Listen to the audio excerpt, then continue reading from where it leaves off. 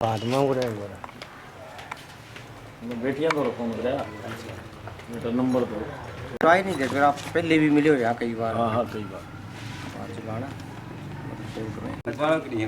घरा था कितने बज रहे पूरे। हाँ नमस्कार, मैं हूं रविशंकर शर्मा बुलंद युवा न्यूज़ के साथ हाजिर हुए हैं गांव की सरकार में।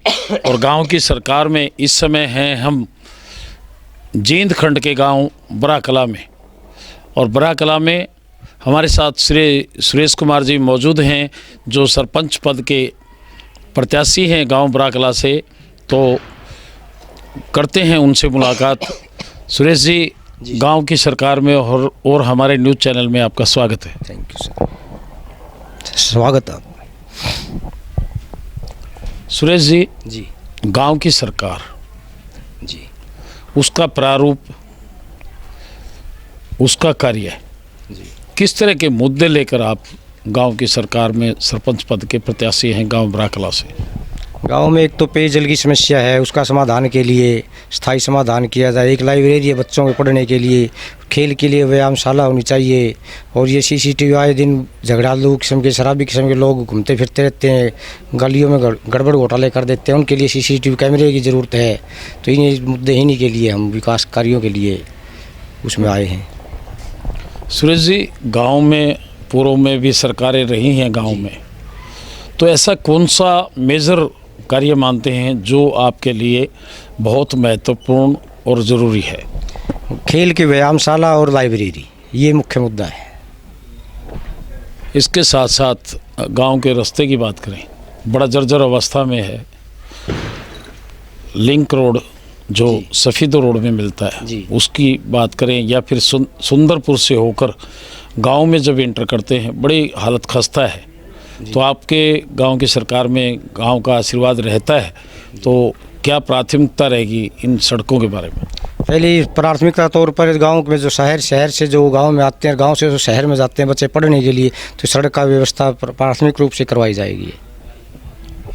और पढ़ाई की अगर बात करें, बच्चों के बिल्कुल सफ़ीद रोड से स्टेट हाईवे से ये गांव जुड़ा हुआ है। जी जी कुछ ही किलोमीटर की दूरी है, लेकिन बच्चों को आने जाने में, जो बच्चे पढ़ाई के लिए जाते हैं उन्हें काफ़ी परेशानी होती है। बस सुविधा का किस तरह का सीन आपकी सरकार में रहेगा? बस में रोडवेज से कहने भाई बच्चों के लिए सरकारी बस लगवाई जाए, 2-3 चक्कर लगाए जाएँ ताकि सुबह स्कूल के टाइम जाए और शाम को छुट्टी के समय वापस आया जाए। उसके लिए प्राथमिकता तौर पर काम किया जाएगा। गांव में मेजर समस्याएं होती हैं, गंदे पानी की निकासी और गलियों की खस्ता हालत। तो इस तरह क्या नज़रिया आपकी सरकार का रहेगा? ये तो समय समय पर विकास कार्य होते रहते हैं, गलियाँ बनती भी रहती हैं, फिर बीच बीच में कोई छोटी मोटी हो तो उसकी रिपेयर जल्दी करवाई जाए ताकि लंबा समय के लिए वो ना रहे। धार्मिकता की अगर बात करें, 48 कोस में बराकला आता है और यहाँ बड़ी मान्यता है। जब भी यहाँ मेले लगते हैं जी जी तो बड़ा हंजुम लोगों का जुड़ता है। किस तरह की व्यवस्था रहेगी धार्मिक स्थलों के बारे में? जो हमारा तीर्थ है बड़ा भगवान जी, वो कुरुक्षेत्र विकास बोर्ड के अंडर आता है, तो उसका कुछ तो कार्य चल रहा है, कुछ बजट और भी पेंडिंग है वहाँ हमारा। तो उनसे भी कह वो बजट लगवा जाएगा, क्योंकि पीछे सीएम साहब भी आए थे, उन्होंने भी 1 करोड़ की घोषणा की थी और वो अभी तक आया नहीं। उनसे मिलके ने सरकार से भाई वो लगवा जाए हमारे गाँव में, ताकि यहाँ एक बड़ा धार्मिक मेला का लग सके। धार्मिक आयोजनों के साथ साथ आज युवा की बात करें, आप भी युवा ही हैं जी। तो युवा की अगर बात करें तो बड़ा गलत रास्ते पे युवा भटक रहा है, नशे की लत में जा रहा है। इसके खिलाफ किस तरह की मुहिम आपकी सरकार की रहेगी? सरकार से बात करके भाई शराबबंदी का जो ठेका है ये यहाँ से उठवा जाए और युवाओं को प्रेरित किया जाए, जागृत किया जाए। भाई नशाखोरी के ऊपर अभियान चलाया जाए कि युवा मित्रों से मिलकर, युवा मंडल भी हमारे गांव में, उनसे मिलकर भाई नशाखोरी के खिलाफ आप अभियान चलाओ, उसमें हम उसका भरपूर सहयोग देंगे। आज ग्रामीण स्तर पे खेलों की अगर बात करें, हमारे बच्चे खेलों में बहुत आगे हैं। जी। जब भी पोजीशन राष्ट्रीय या अंतर्राष्ट्रीय स्तर पर मेडल लाने की बात होती है, हरियाणा के बच्चों का बड़ा कंट्रीब्यूशन उसमें होता है, और विशेष तौर पे वो गांव के बच्चे होते हैं। तो क्या प्रयास खेल की प्योत तैयार करने में, जैसे स्टेडियम है या फिर जिम की स्थापना है, तो किस तरह की शुरुआत आपके प्रारंभिक दौर में गांव की सरकार में रहेगी? ऐसा सर, हमारे गांव में पंचायती ज़मीन तो है नहीं भाई हम सब स्टेडियम बनवा दी जाए। तो व्यायामशाला के लिए जगह है हमारे पास, 2-3 एकड़ में व्यायामशाला बन जाए, उसमें कुछ बच्चों के लिए समाधान हो जाएगा, स्थायी समाधान।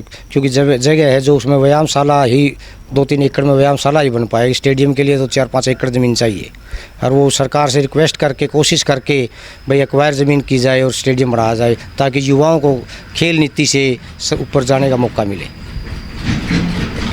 इसके साथ साथ आज रोज़मर्रा की ज़िंदगी में अगर बात करें, बेटियां कहीं भी पीछे नहीं हैं जी। बेटियों को और युवाओं को उच्च शिक्षा के लिए शहर पर डिपेंड होना पड़ रहा है। तो जैसे गांव में हाईटेक स्कूल, और अगर स्कूलों की सरकारी की बात करें, सरकारी स्कूलों की बजाय लोग ज़्यादा प्राइवेट स्कूलों को प्रोत्साहन दे रहे हैं, तो क्या कदम रहेगा सरकारी स्कूल के लिए आपका? सरकारी स्कूलों में जाके प्रिंसिपल महोदय से बात करके वे यहाँ भी अच्छी एजुकेशन हो, किसी टीचर की कमी हो तो उसकी टीचर के लिए वो बुलवाई जाए, सरकार से वो कराया जाए रिक्वेस्ट, भाई हमारे टीचर भेजो यहाँ, ताकि बच्चे अनपढ़ ना हो और यदि ना रहें। और फिर भी यदि सरकार से टाइम लगे तो हम अपने कलेक्शन से, पंचायत फंड से किसी टीचर की नियुक्ति करवा करें वहाँ, ताकि हमारा बच्चा कोई अशिक्षित ना रहे या कमज़ोर ना रहे। एक अंतिम सवाल आपसे, दीपावली नज़दीक है, मतदान की तिथि पे भी मात्र 6 दिन बचे हैं जी। तो अपने गांववासियों को और मतदाताओं को किस तरह का संदेश आप देना चाहते हैं? मैं दीपावली की हार्दिक शुभकामनाएं देना चाहता हूं, और भैया दूज की और विश्वकर्मा डे की हार्दिक शुभकामनाएं, और सभी विजयी मतदान करके मेरे को विजयी बनाए, और मैं आगे आप निकट भविष्य में उनका आशाओं पर खरा उतरूँगा।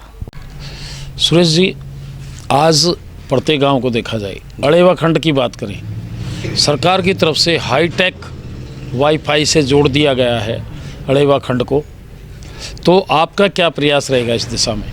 इसमें एजुकेशन के साथ साथ यदि इंटरनेट भी वाईफाई फ्री मिल जाए तो बच्चों को एजुकेशन के लिए भी बड़ी सुविधाएं होगी, क्योंकि हर एक गरीब आदमी तो वाईफाई का इंतज़ाम नहीं कर सकता।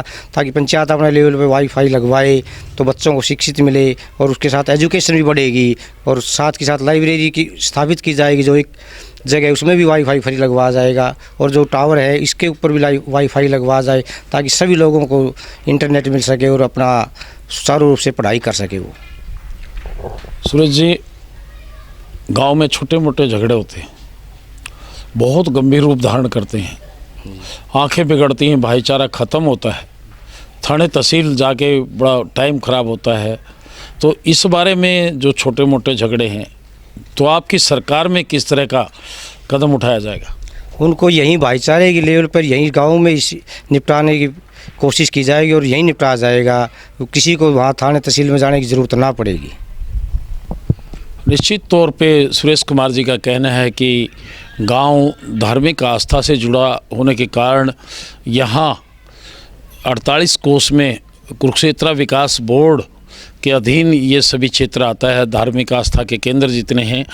और इसके साथ साथ खेलों के मामले में बस सुविधा की अगर बात करें, बस सुविधा को मुहैया कराने की दिशा में इनका प्रयास रहेगा, और गांव में हाईटेक शिक्षा बच्चों को मिले, लाइब्रेरी स्थापित करना, कंप्यूटर एजुकेशन की तरफ बढ़ावा देना, और नशे की लत से युवा दूर रहें, उसमें गांव के युवा संगठन और गांव के मौजूद व्यक्तियों की तरफ से एक कमेटी बनाकर उस और एक जागरूकता अभियान चलाया जाएगा। आज के लिए इतना ही, इजाज़त दीजिए, नमस्कार।